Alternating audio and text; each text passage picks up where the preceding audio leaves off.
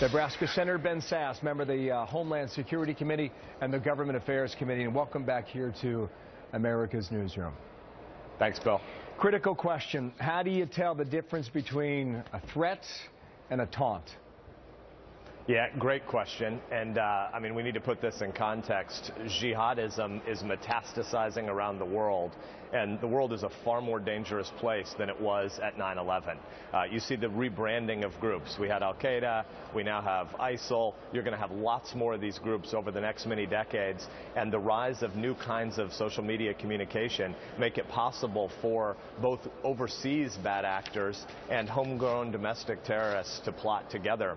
There's a lot of work for the intelligence community to do, and we're going to need to continue to upgrade our game. This is going to be a long fight against jihad. Well, that's a strong statement, Senator. You're saying the world is a more dangerous place, even with Osama bin Laden dead. Back that up.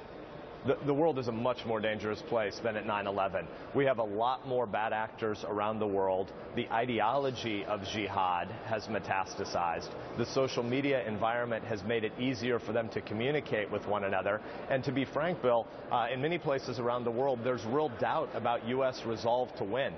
We've got a lot to do, and we need a lot more intentional, long-term, risk-based anti-terror and anti-jihad strategy. The world is just a lot more complicated than it was 15 years ago. There are those who may agree with you, and if they do, what do we do? Well, first of all, we need to recognize that what the intelligence community does to protect us is important work. And when you think about the Texas attacks over the weekend, for instance, we don't often pause quickly enough to say thank you and to express appreciation for things that work.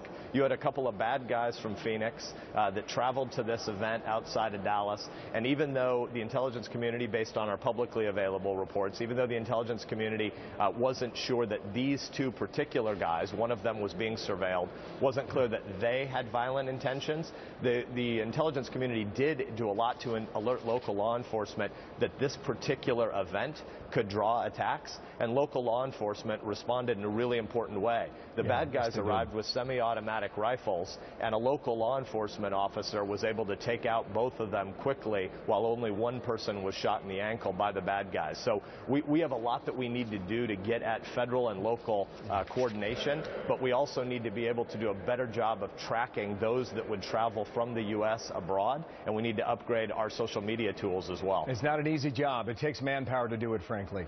Let me ask you about that in a moment. But first, this is apparently some of the traffic that went between these guys in Arizona and a man by the name of Mohammed Hassan, who is a Somali American from Minneapolis who left the country about 8 years ago. On Twitter, this is what Hassan was saying. The brothers from the Charlie Hebdo attack in Paris did their part. It's time for brothers in the hashtag US to do their part. And that could be a trigger. That could be a sign. We go back to 9/11. You saw the signs that put that plan into motion. We can't watch everyone all the time.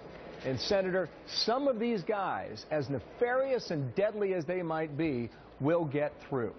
What do we do then? Yeah, so you're absolutely right. Let's distinguish between a couple of things. First of all, we've got foreign non-state actors and foreign state actors. A lot of what we're consumed with right now on Capitol Hill is the horrible Iranian deal that the president has us on a path toward. These non-state actors that you're talking about, the newer networks like ISIL, are more decentralized and more ad hoc than slightly more top-down organizations like Al-Qaeda were.